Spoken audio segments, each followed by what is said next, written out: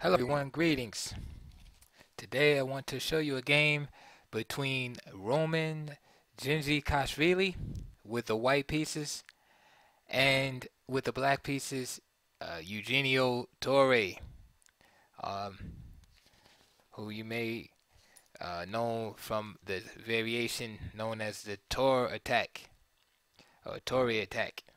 This game took place in Genevieve around 1977. Let's get right into it.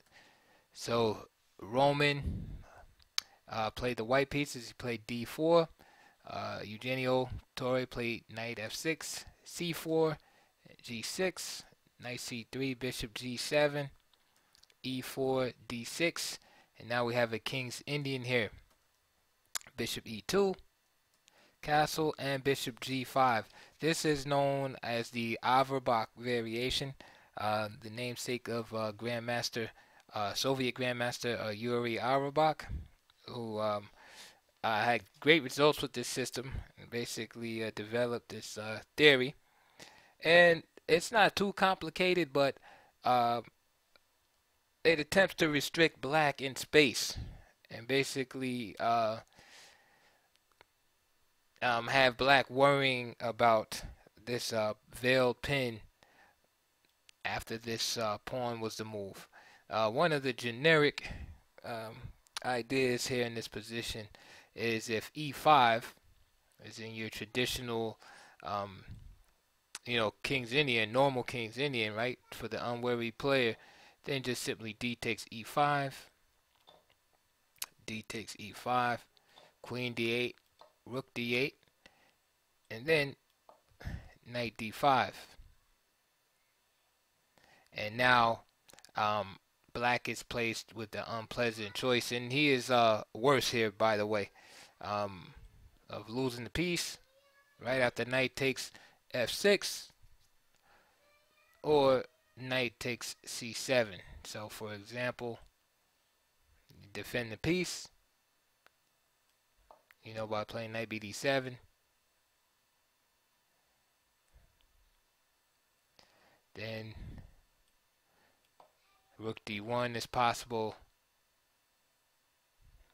and then say after rook f8, because this is pinned at the rook f8, then knight takes c7. And just so in case you didn't see, a rook d1 is actually threatening to take this again because the rook is unprotected here.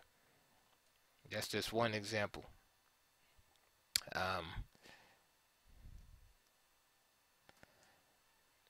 Another choice black has is he can take here, but then he must give up the exchange.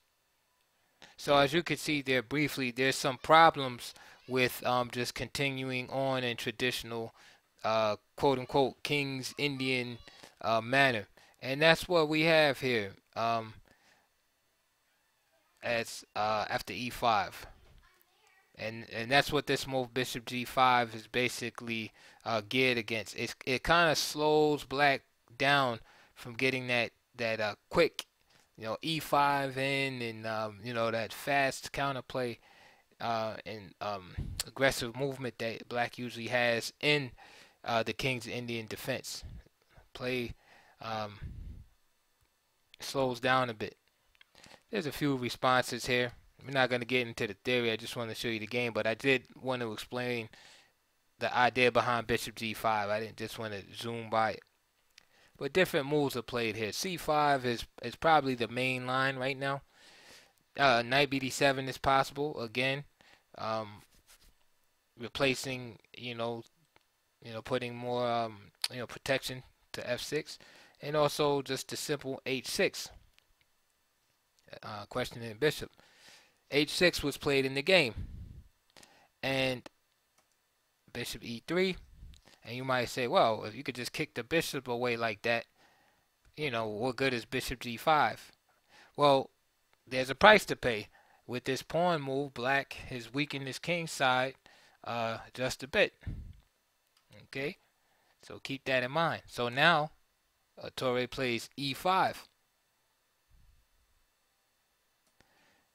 D5 now from white.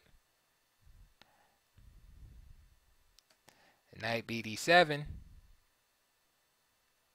and Queen D2. And notice with the pawn on H6 becomes a target. Now what's White's plan here? White's plan is very simple. He wants to castle here. He wants to play F3. Notice the delay in bringing the knight out. But you can see the usefulness of the bishop on E2 as it prevents an annoying knight G4 harassing this bishop on E3. So White is gearing up for F3, castles, queen side, and a storm on the king side with H4, G4, etc. Sometimes a knight will come to H3, F2, and basically a blitz on the king side. And now you can see how important this move H6 is. So he kicked the bishop out, but now it's going to cost, it's going to cost black a tempo in defending. And it's an additional weakness. So if your plan is to attack on, the king side, and then you can provoke a weakness from your opponent in that area, that's a plus for you. And this is what Roman has done. So knight C5 first, right? Putting additional pressure here. But simply F3, right, deals with all of that. F3 is a very useful move in a lot of variations. A5, securing the knight on C4, making sure that B4 doesn't happen and kick the knight off. But White doesn't want to play that anyway. White wants to castle over here. All right. And now Torre deals with his attacked H6 pawn. So H5 is played. Roman plays H4. Bishop D7. Just getting the pieces out. Knight H3. Rook C8. I always talk about this in my videos too. This opposition. Even though there's a bunch of pieces on the C file and pawns right now. It's always good when you see that opposition like that to move your piece off the file, because you never know, down the road you'll wish that king was not there on C1. So Roman takes my advice. Somehow, stepping in the time machine, he hears my voice and he moves his king off the C file. So he's on king B1, C6. Of course, he anticipated the opening of the C file. That's why black brought his rook there. D takes C6, and rook takes C6. Now this gives White another target, which is this D pawn. Notice the pawns in a Marazzi bind type configuration, so it's very hard for this pawn to push forward. So it has to be watched very carefully by black, or sacrificed in some cases. But nevertheless, it is a weakness. But black felt he had to allow this in order to secure some counterplay on the king side to open up the C file. Knight G5 by Roman. And now knight E6 by Torre. Knight takes E6, bishop takes E6. And we see this double attack now by the rook on C6 and bishop on E6 on this pawn. Now here's a fantastic move by Roman. He just simply plays C5. Reason why is because the queen is inadequately protected here in the back rank.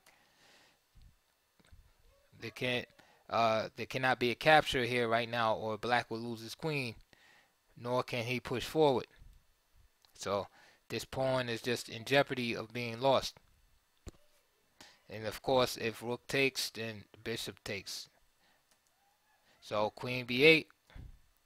Roman plays bishop B5. And D5. Okay, and at this point, black is pretty much busted here, but he tries for complications. E takes D5. Rook D8.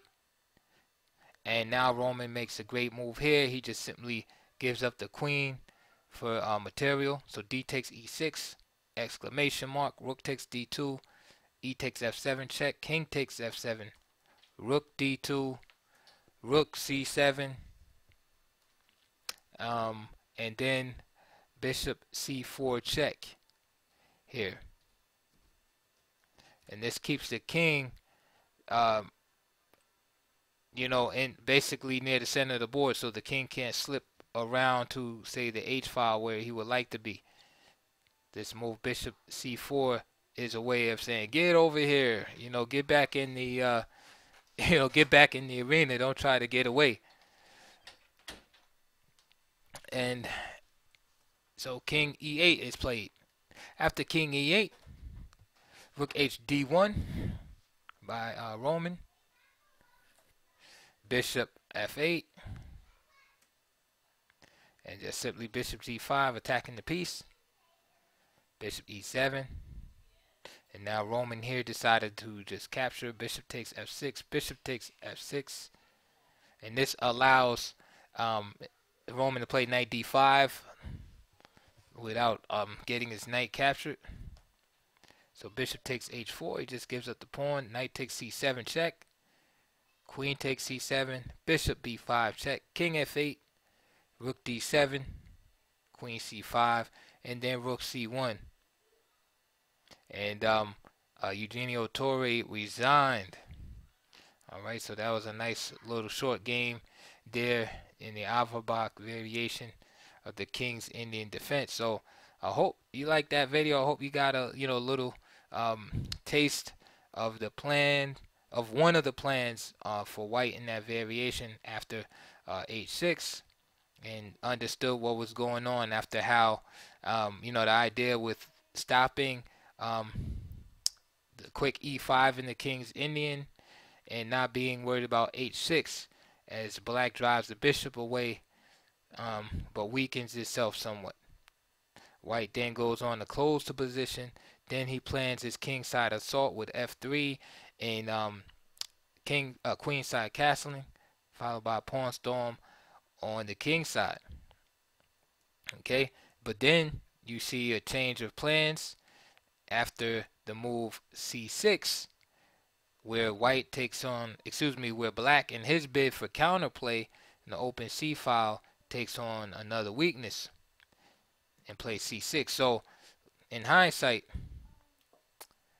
black probably should have played a move like A4 and then kept it moving here. Perhaps even a move like bishop takes C5 here would have been okay, and then white would have resumed his plan to attack on the king side.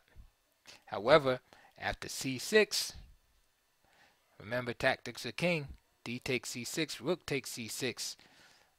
White had a new, basically a new weakness to concentrate on,